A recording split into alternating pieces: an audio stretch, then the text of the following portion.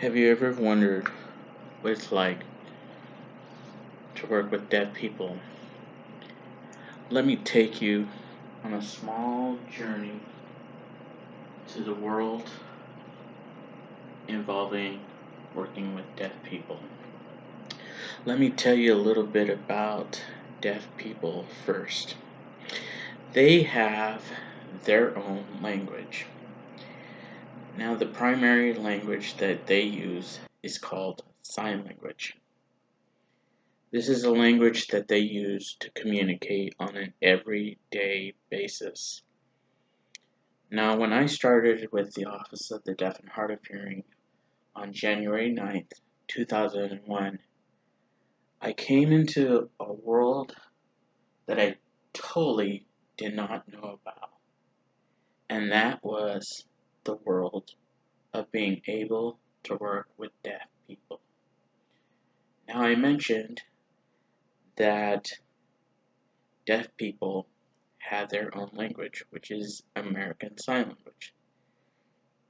Now, just like American culture, deaf people have their own culture, the way that they celebrate special events. One event that's really wide known here in the United States is called Deaf Nation.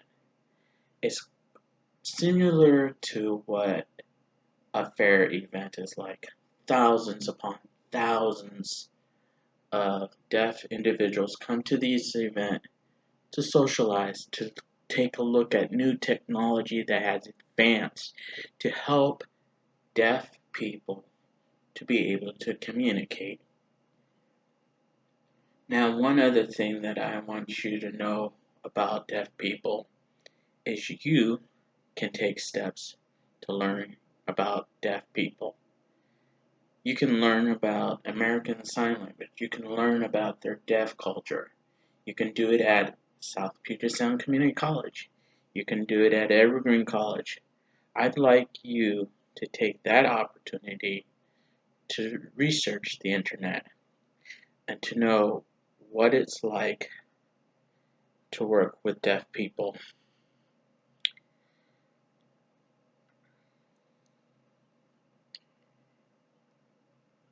My personal experience with working with deaf people has been a very rewarding experience.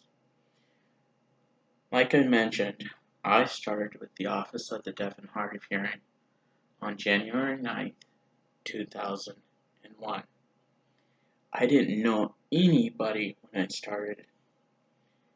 I soon had to learn through mind and through my eyes to seeing this whole new way of communicating with a different group of people, a different form of communication.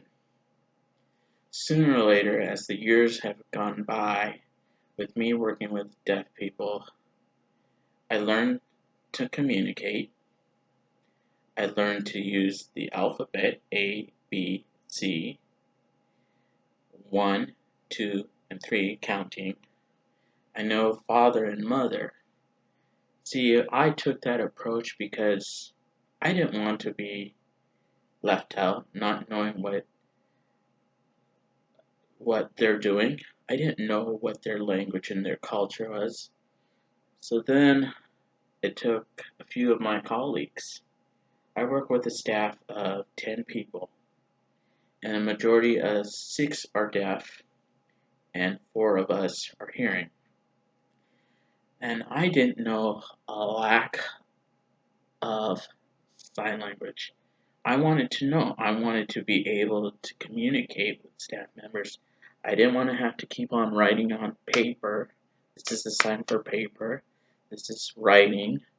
I didn't want to have to keep on doing that. So I needed to take the first approach and say, you know what? I want to do better. I want to know more about their language, their culture. And so a few of my colleagues knew that about me. And ever since I started, I learned from my former boss, Leon Curtis, about how to communicate with deaf staff. He taught me a little bit about how deaf culture works and what they believe in. And I want to encourage you, my audience, to take that first approach. Take that approach and step out of your comfort level and say, what is it about deaf people that is so unique? Their language is considered a beautiful language. They have their way of communicating with people. My life has been changed because I got to know deaf people. Besides communication, technology has also advanced.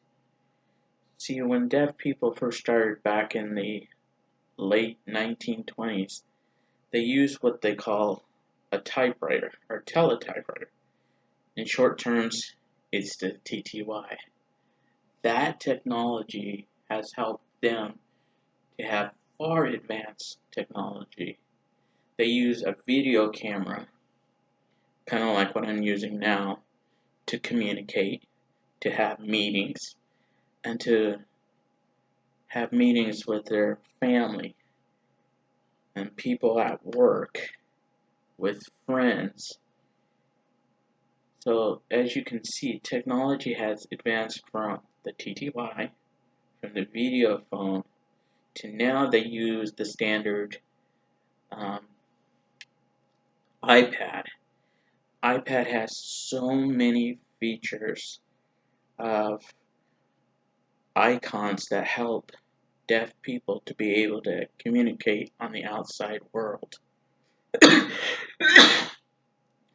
Another way that things have changed, I mentioned technology, communication, people getting to understand. And I feel as I have worked with the Office of the Deaf and Hard of Hearing, we've been able to advance the need for better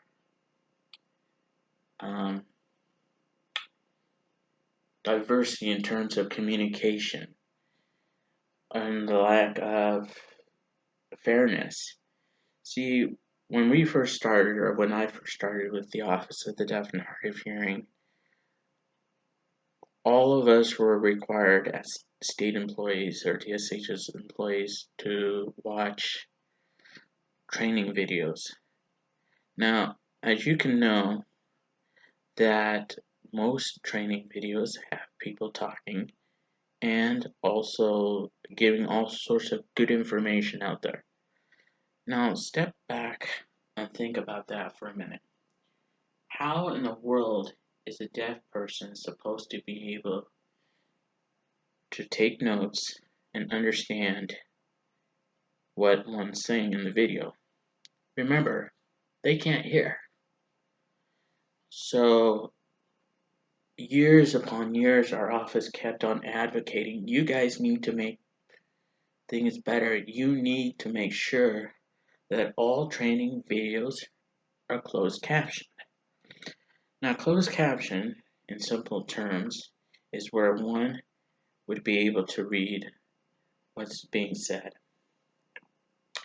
So I want to end this speech to encourage all of you to not take a step back, but to take a step forward and to know that deaf people are no different than you and I. They're as smart and they're as unique, and they can do so many things just like you and I. We might communicate differently, but we're all the same. Thank you.